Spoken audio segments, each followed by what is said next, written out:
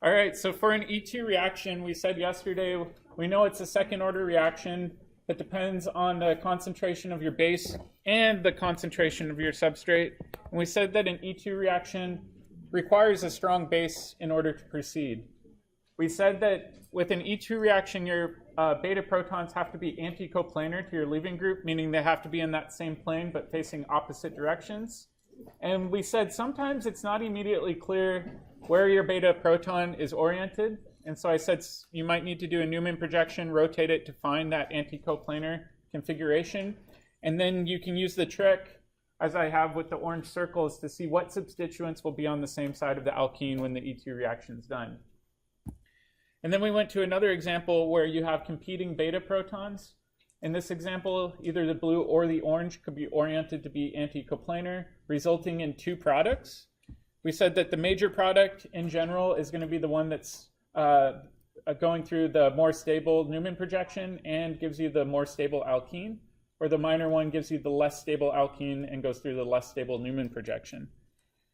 All right, and then we looked briefly at the chair structure. Like we saw in the pod, your beta proton has to be anticoplanar. But let's do another one. This will be our warm-up. Yeah. If there's no preferred like rotation for which hydrogen, which beta hydrogen anticoplanar, would you get an even mixture of different ones?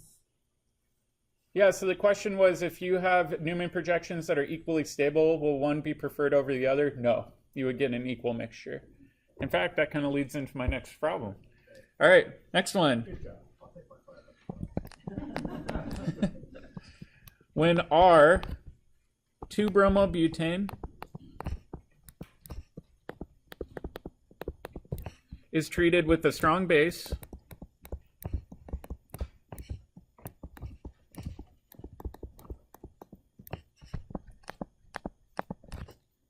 you get 3 products.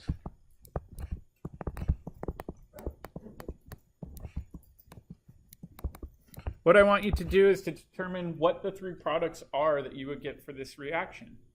So first thing I would do is figure out what the heck 2-bromobutane looks like in an R configuration. So let's go ahead. We know butane's a 4-carbon chain. We can go ahead and number this 1, 2, 3, 4. Like I said, I do the elegant method of guessing and checking. So we can go ahead and we can add this bromine arbitrarily as a wedge. Is that an R configuration?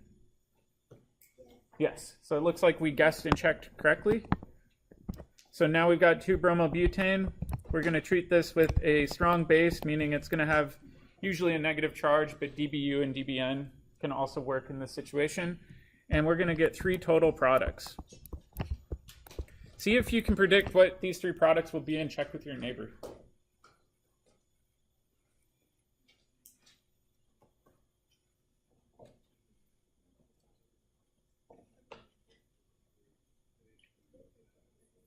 All right, just for the sake of time, let's go through this. Like I said before, what I always like to do is identify all of my beta protons. So for example, I've got my leaving group here. I've got beta protons coming off of that position, and I have beta protons coming off the carbon to the right. So for this situation, I'm going to maybe focus on the beta protons coming off the right-hand side. We've got 2 of them, and I'm just going to color code them for the time being. I've got a blue proton on the wedge. I've got a red proton on the dash. Which one is anticoplanar in this configuration? I'd say the red one or the orange one, depending on the tone of the color there. So we can grab this. It's going to domino down. We're going to kick off our leaving group. And in this case, we're going to end up with our trans isomer, where over here we have our blue proton. And then off of the alpha position, we also have a proton that we could show if we wanted to. What would the name of this compound be? Trans-2-butene. Right, because the double bond's coming off of carbon 2 here, so it'd be trans-2-butene. This would be one possible isomer that we would get. All right, alternatively, we could go after that blue proton, but we're going to have to rotate it a little bit. So what I'm going to do is I'm going to spin that sigma bond. And if I spin it so that that blue one is now anticoplanar, now that methyl group is going to be coming off the wedge. So we're kind of spinning it around. Does everyone see that? I haven't really changed anything there. I just spun a sigma bond. Now what I can do is I can have this blue proton get deprotonated, eject off our leaving group. And in this situation, we're now going to get an alkene. What would this be called? Yeah, cis-2-butene. All right, and then last but not least, we also have beta protons coming off over here. Does it really matter which one's anticoplanar? No, one of them has got to be. They're all equivalent, right? It spins around like a helicopter blade. So this base could come, grab this anticoplanar beta proton, eject this off. So like you were saying, if they're all equal in energy, one's not preferred over the other. They're all equally likely to be in that anticoplanar conformation. So what would this be called? Would it just be butene, or do we need to be more specific? It's a good idea to be specific, so I would say 1-butene. Why don't I say cis or trans? Because there's nothing to compare, really, right? It's the only option we've got for 1-butene. All right, now second question. Which of these is the most stable, meaning most thermodynamic product? Trans 2-butene, so this one would be most stable, meaning thermodynamically it's the most stable. It has the least potential energy. What's going to be second? Cis. And then this would be the least stable. Why is the one on the bottom the least stable? Yeah, it's only mono substituted as opposed to di substituted, right? The more substitution we have, it increases the stability. And why is that again? Starts with an H. Hyperconjugation, right? The more sp3 orbitals we have adjacent to those sp2 carbons, the more stable they are. So in this case, we could end up with 3 possible different products. In some E2 situations, you can even have 4 possible products. It just really depends on the number of unique beta protons you have available. So there can be confusing mixtures that arise from this. All right, let's do another one.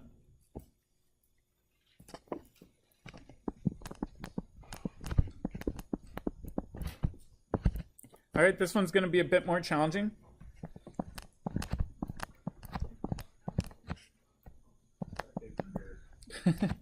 This one, if you feel comfortable, you don't even need to do a chair.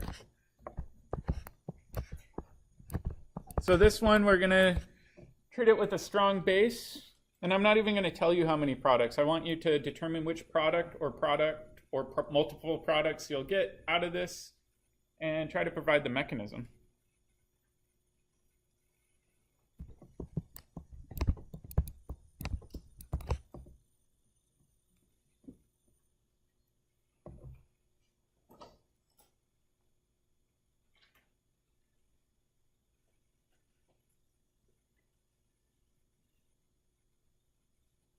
Just for good measure, I'm going to even help you with the chair.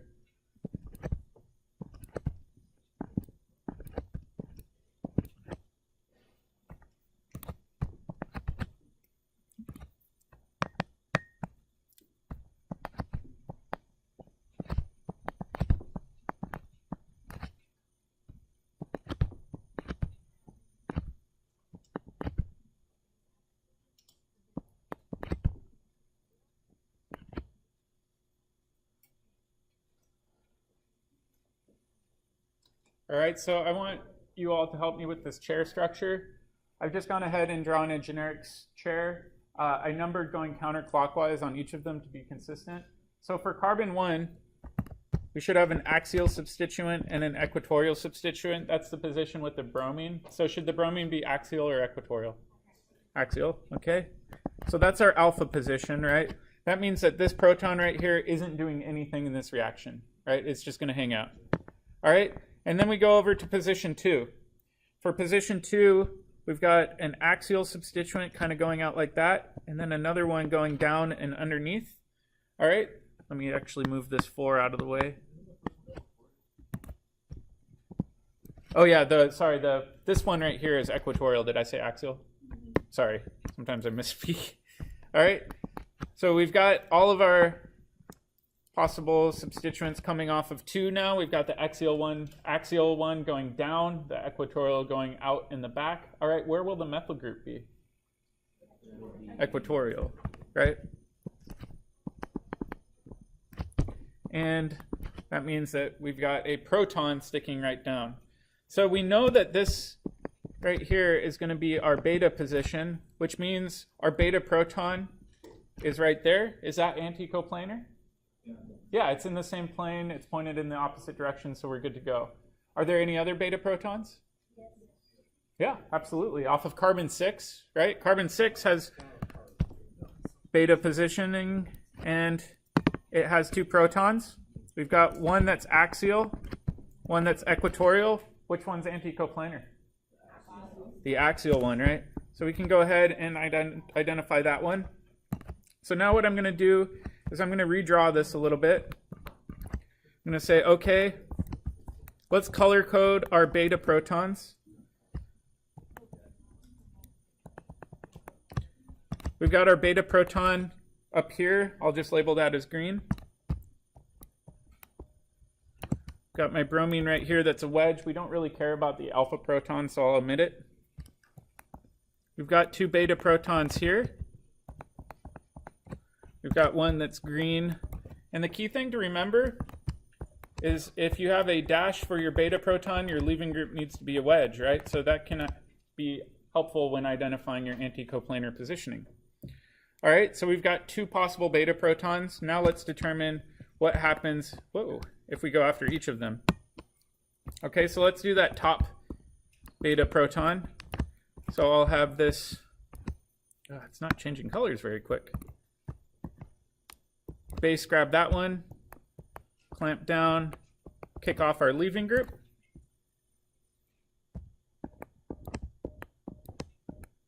So now we're going to form a double bond right there. The methyl group, do I want to show it as a wedge coming off that top position? Just a line. It's trigonal planar, right? So it's lost its 3-dimensionality coming off of there. So we'll show that just as a regular line. Our bromine was ejected off, and we still have the beta protons coming off of carbon-6, but we don't really care about them at that point, right? So that's one option. All right, second option we said would be to go after this beta proton that's anticoplanar, clamp down, kick off our leaving group. All right, what about the methyl group on the top? It's still going to be a wedge, right? In this example, it wasn't touched at all, so it'll be a wedge. Now we'll have a double bond right there. So we've got 2 different products that were formed from this. All right, which of these is going to be more stable? The one on the left or the one on the right? The one on the left, why? It's tri-substituted, right? If we look at the one on the right, it's only di-substituted. So I would say that this is thermodynamically more stable.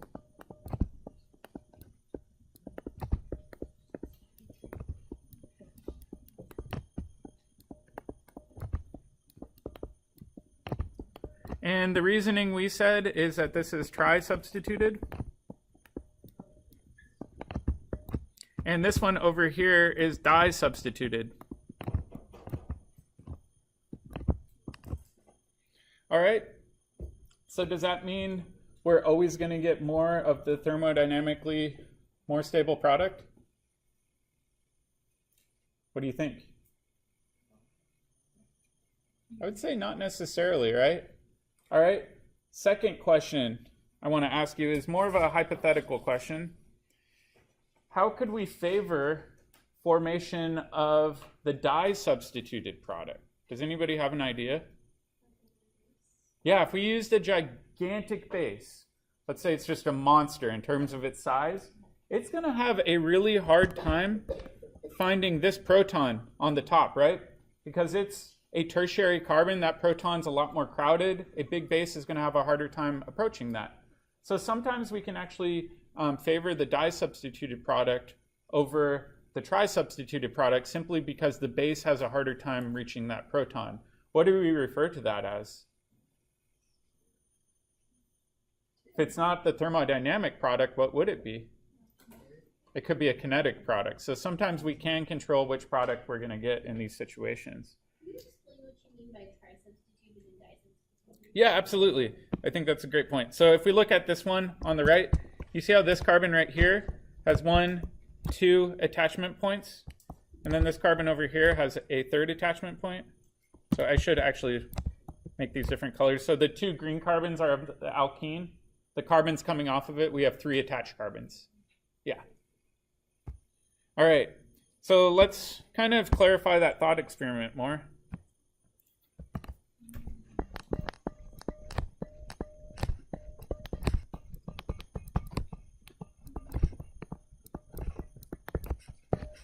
So just to clarify, we said that the thermodynamic product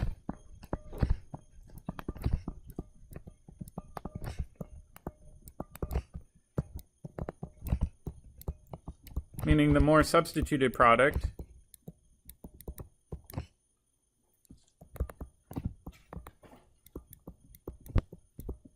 is favored if your base is small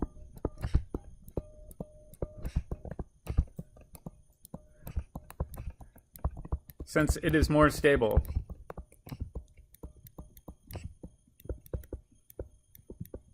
The base in that situation doesn't really have a strong preference for any proton. It just wants to get you to the most stable endpoint, right? The kinetic product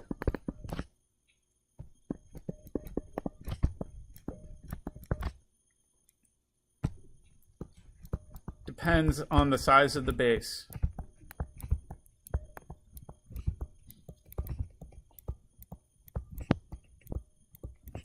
So what I mean by that is if it's a big base, it'll go after the easiest to grab proton, meaning the proton that isn't surrounded by a bunch of gunk.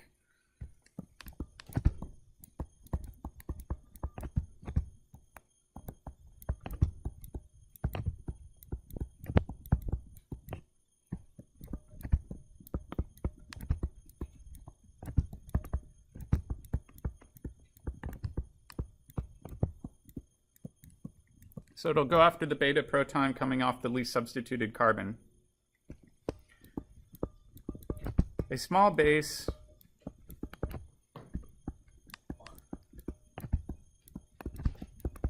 goes after any beta proton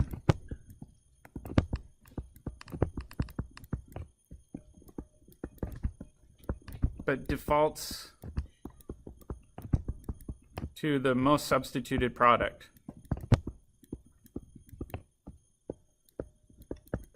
And some people get confused when I say this, right? Because we just said that the thermodynamic product is always going to be the most stable product.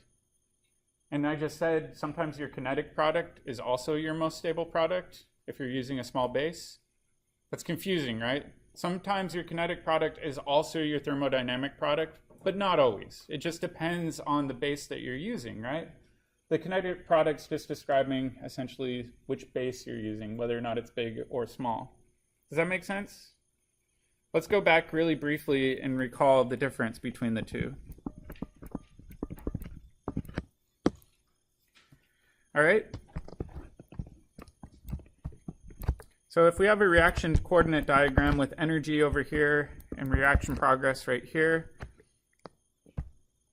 we could say sometimes we've got this situation where we're going from starting material to a product. And other times we'll have a situation that looks like this. So in this one, the green pathway that I'm labeling right here has a lower activation energy.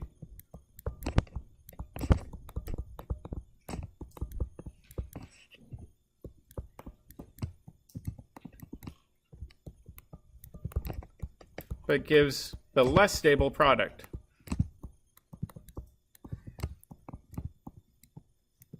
This would be a classic example of a kinetic product.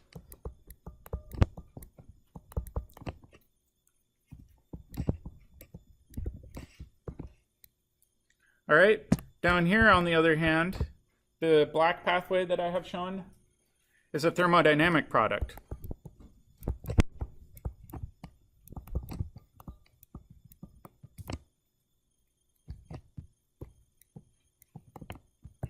and the thermodynamic product is the most stable product.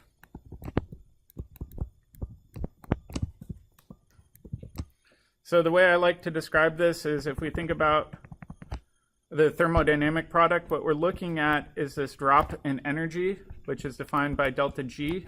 But if we're looking at the kinetic product, we're really just comparing the activation energy. Right? So in this example, the kinetic product gives you the less stable product, but occasionally you do have a kinetic product that also gives you the most stable product. Yep. So the kinetic product is the product higher than the thermodynamic product. Sorry, say that again? So didn't you explain that in order to like having a major product for kinetic, so we need to have a like another. Yeah, this is more just the theoretical explanation of what the difference is between kinetics and thermodynamics. So in this example, when we're talking about kinetics, we're looking at activation energy, right? So your kinetic product's going to have the lower possible activation energy. Thermodynamics, we don't care about activation energy. We're looking at your drop in delta G. So sometimes the pathway with the lowest activation energy still gives you the most stable product, in which case your product's both thermodynamic and kinetic. Yeah. But like if the kinetic has better base, does the product go lower than the thermodynamic? So it depends. This is just a general thought experiment explaining kinetics and thermodynamics. We'll get more into the E2 situations here in a second, though. Yeah. Yep. So in the last example, though, where you said we can get the minor product favored with a much larger base, would it change much if we changed temperature, like perform at a much lower temperature, but still able to reach the lower activation energy? So that is a good question about temperature. Temperature in E2 reactions doesn't really change the kinetic versus thermodynamic product very much. It has more to do with the size of the base. Okay. Yeah. Yep. For the last problem, the solution of giving a bringing in a bigger base is because the metal loop on top is grabbing the hydrogen. Yeah, exactly. So if we're thinking about this product on the left, if we have a really big bulky base, it's going to have a hard time grabbing the beta proton on that carbon with the methyl group because it's just too crowded. So in that situation, that would be our kinetic product if we were using a large base. This does get kind of tricky though. All right, so we're going to get into a little bit of the history behind this. I've got some two mustached gentlemen for you to look at. The guy on the left, his name is Alexander Zaitsev.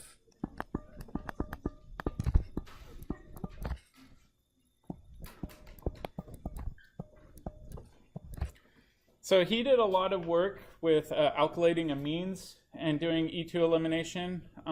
We'll actually learn about that, I think, in third term organic chemistry when we get to amines. But one thing he noticed was when you alkylate amines and you do E2 chemistry, you tend to get, I'm flipping them. Hoffman, this guy. Ignore everything I just said. I'm flipping their names in my head. All right, so Hoffman was the guy who alkylated amines and did E2 chemistry with them, because if you alkylate an amine and form a cationic species, they make good leaving groups. He noticed when he did that he always got the less substituted alkene. All right, Zaitsev, on the other hand, was doing similar experiments with other leaving groups besides alkylated amines, and he noticed when he used his bases that he always got the more substituted alkene.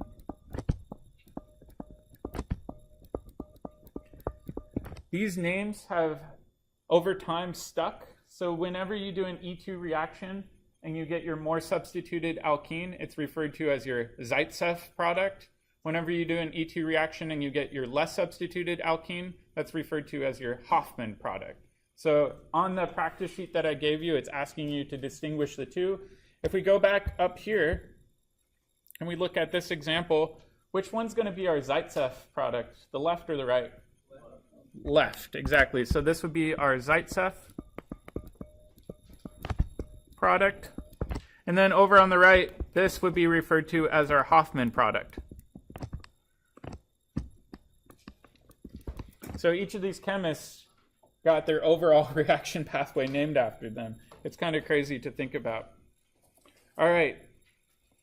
So let's kind of go into this in a bit more detail, and I'll give you another example.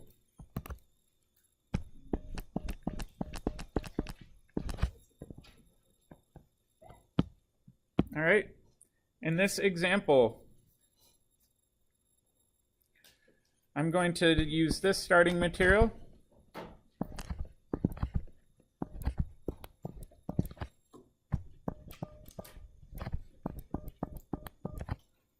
I'm going to have a methyl group sticking off here, a hydrogen off here, then I'm going to have a methyl group here, and I'm going to have a methyl group here. And this time I'm going to treat it with the itty-bitty base. The smallest base we really have available is sodium hydride. So I'm going to write this as small. And then down here I'm going to do a different example.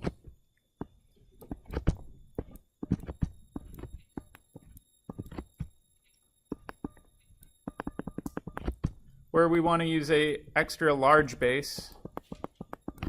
And we'll try to make sense of what's going on here. A good example of an extra large base would be terbutoxide. Takes up a lot more space in here, right? All right. So if we think about the hydride reaction, we have a few options, right? In fact, I'm going to erase these methyl groups right here for the time being, if it'll let me. There we go. These methyl groups are beta carbons, each of which has protons coming off of it. If you're a hydride, you have a few options, right? You have an option where you can go after this one, or you could go after this one, or you could go after this one, or you could go after this one, or you could go after this one, or you could go after this one, or you could go after this one. Which do you think is more likely?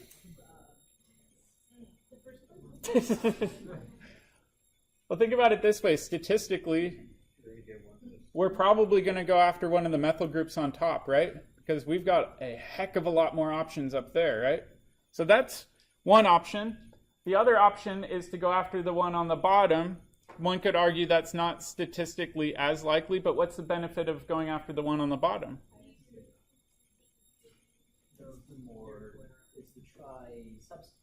Yeah, it will give you a more substituted alkene. So in this case, if we're using a small base, what would we prefer? Would we prefer to give the more substituted alkene or go after the easiest to access proton? More substituted alkene. So small base, it's important to remember, favors the more substituted alkene.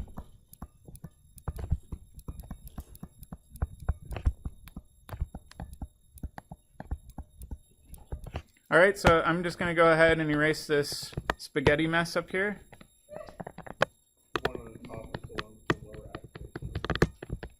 Yeah, one could argue that the one on the top has a slightly lower activation energy because it's easier to access, but it's pretty marginal, and in this case, it would just prefer to form the most stable product. So let me even erase all this. Okay. What's one problem with doing this in this reaction? Is that proton anticoplanar? No. So what might we want to do? Rotate it. All right. So what we might want to do is rotate it. All right. So if I rotate this hydrogen to this upper position where the tert-butyl is, we can do that. So I'm just going to replace this and say, okay. I'm going to move it up there. If we spin it that way, though, where's our tert-butyl going to end up? On the wedge, where the methyl is. And that means the methyl must be where the hydrogen is.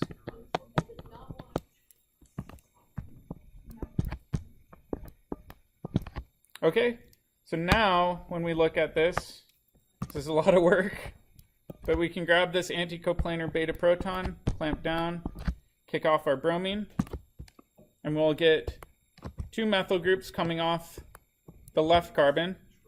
We'll have a methyl group coming off here, and we'll end up with this one. All right? So the more substituted alkene is favored with our small base. Small bases always prefer the thermodynamic product. Would this be Zaitsev or Hoffman? Zaitsev. Do we have to worry about getting more than one product out of this? No. There's only one beta proton that's in that position. However, we could say Zaitsev is going to be major. However, we might observe a little bit of the minor product. So I want you to try to predict what the minor product would be and draw that next.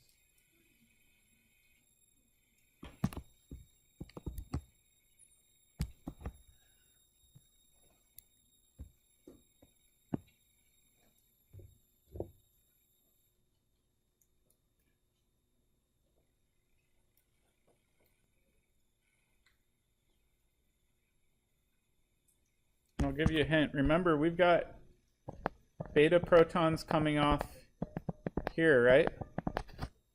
Does it matter which of those we select or which methyl group we select the beta protons from? No, not at all. So it also has a second option where it could theoretically go after this, clamp down, kick off our leaving group.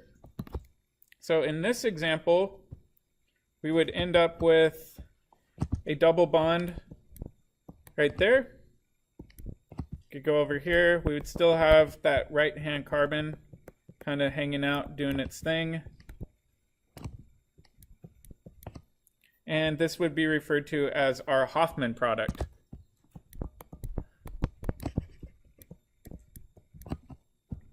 This would be our minor product, meaning we would still get it.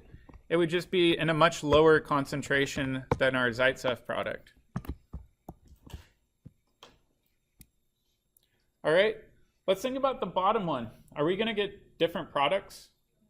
No, we're going to get the exact same products. So let's go ahead and fill in those exact same products.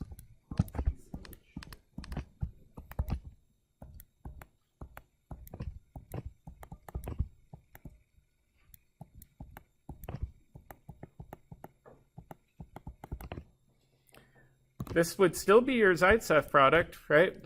It's still more substituted, but in this situation, would it be our major or minor product? Yeah, it'd be minor.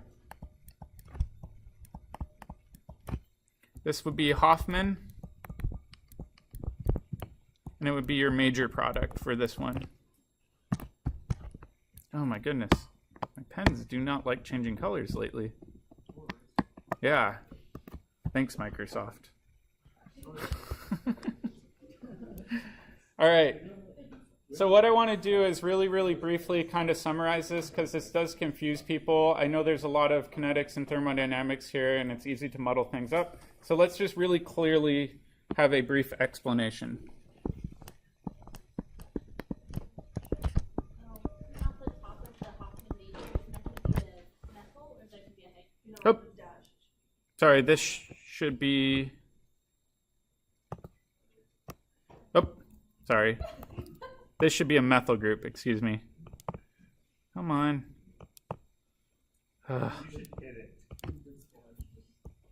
There we go. All right, so let's do a brief summary of kind of what we've talked about because this is confusing in this context.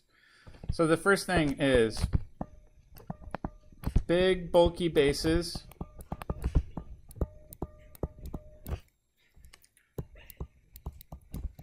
have a hard time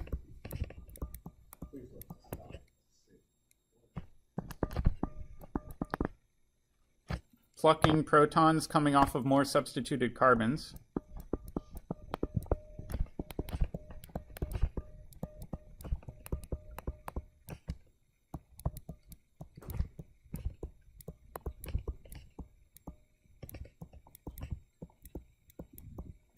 I don't know what's going on with my pen right now. Maybe. Therefore, bulky bases. That's actually a good point. I should change my batteries.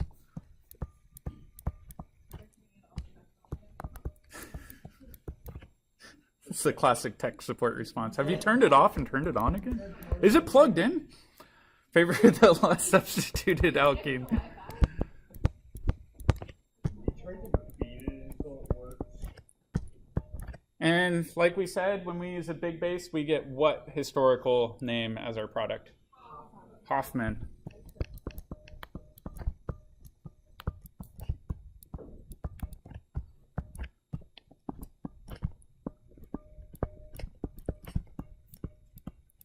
So small bases don't care, and your more substituted product is favored.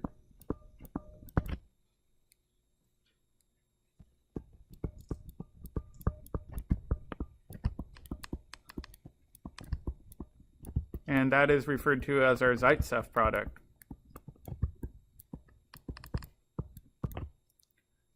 All right. So now the question is, what defines a big base and what defines a small base, right? Because that's kind of a nebulous question to ask somebody. So let's first define our common big bases.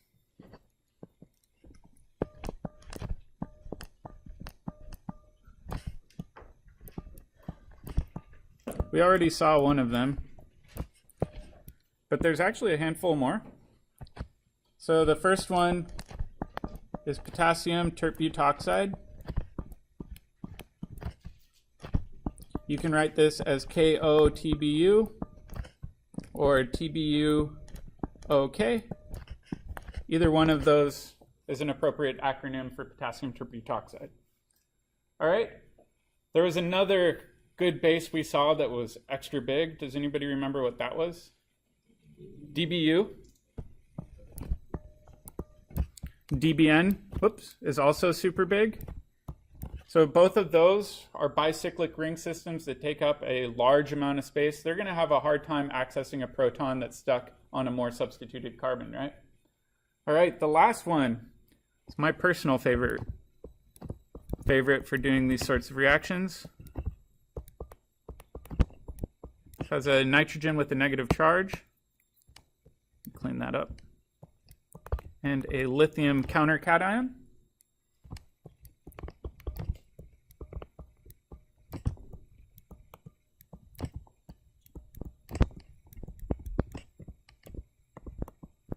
This is lithium diisopropyl amide.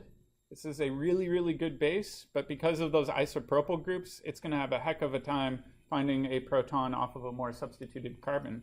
Quite often, this is referred to as LDA. Let's think about common small bases.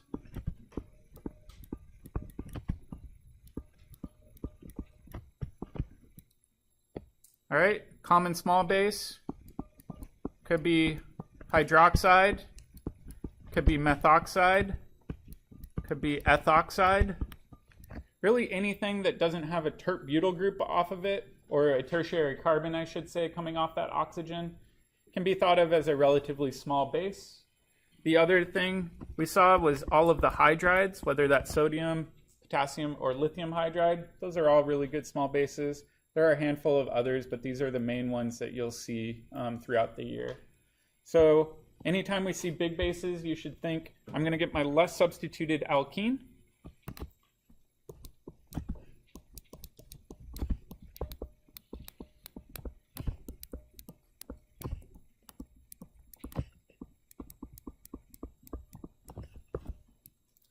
And down here, we would say E2 favors the more substituted alkene.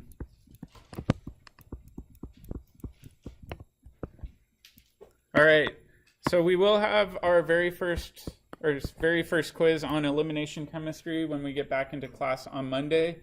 It is kind of tricky, especially doing the Newman projections and chair flips and things like that. That's why I gave you the practice activity. What I'll do is I'll post the key to the practice activity later tonight.